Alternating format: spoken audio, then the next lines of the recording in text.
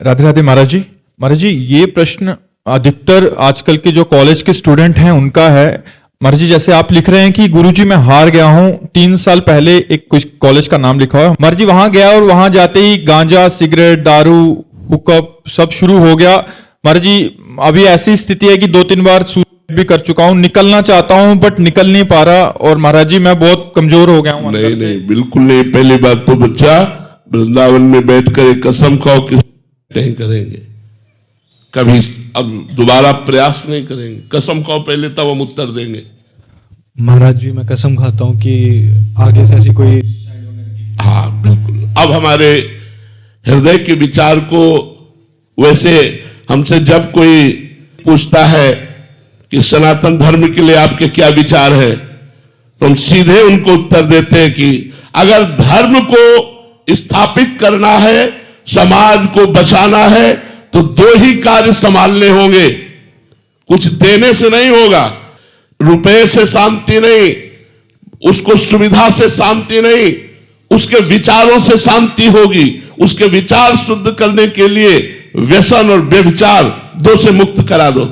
हमारी समाज को 2 से मुक्त करा दो। व्यसन और व्यभिचार से हमारी समाज आनंदित हो जाएगी। आज छोटे छोटे बच्चों में, आप स्कूल में जहां जिस कॉलेज में है, आपने तो ये व्यसन की केवल बात की।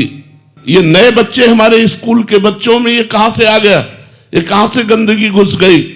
ये हम कह रहे हैं कि सुधारना चाहिए। नहीं, हमारे भारत के नवीन जो भविष्य है इस संकट में पड़ जाएंगे। और व्यभिचार, आप देखो ना बच्चों की हालत क्या करना चाहते, हस्त मैथुन, गर्लफ्रेंड, बॉयफ्रेंड, ये सब दुनिया की जो गंदगी चली है, ये हमारे सनातन धर्म की नहीं है, ये हमारे भारत देश की नहीं है। ये वाह है लोगों का अनुकरण करके, ये गर्लफ्रेंड, बॉयफ्रेंड, हम कह रहे दोस्ती करो, लेकिन व्यभिचार क्यों करो? गंदी आदतें क्यों बढ़ाओ? आपका जीवन स्कूल का जीवन है, आप हमारे भारत के भविष्य हैं। आप में से कोई एमएलए बनेगा, आप में से कोई फौजी बनेगा, आप में से कोई न्यायाधीश बनेगा, आप में से कोई वकालत करने वाला बनेगा। अगर आप स्वयं भ्रष्ट हैं तो आप हमारे देश की क्या रक्षा करेंगे?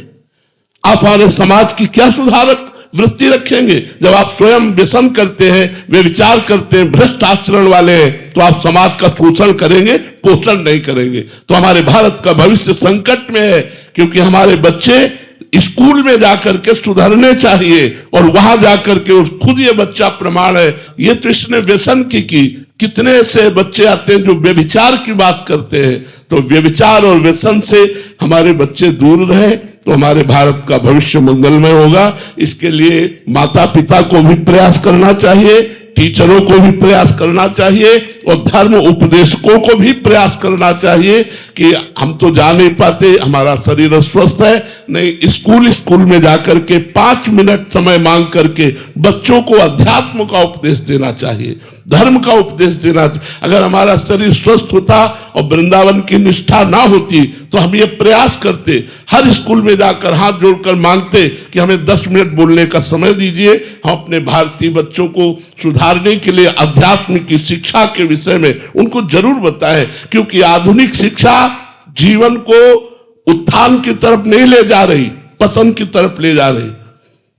अब ये बड़े बड़े हॉस्टल में बच्चे रह करके यदि व्यसन करेंगे तो ये क्या हमारे देश की उन्नति करेंगे? इनको जब पैसा नहीं मिलेगा तो माता पिता के पैसों की चोरी करेंगे, जब वहां से पैसा नहीं मिलेगा तो मारेंगे माता पिता को। अगर माता पिता नहीं तो दूसरों के साथ ये गलत हरकत करेंगे।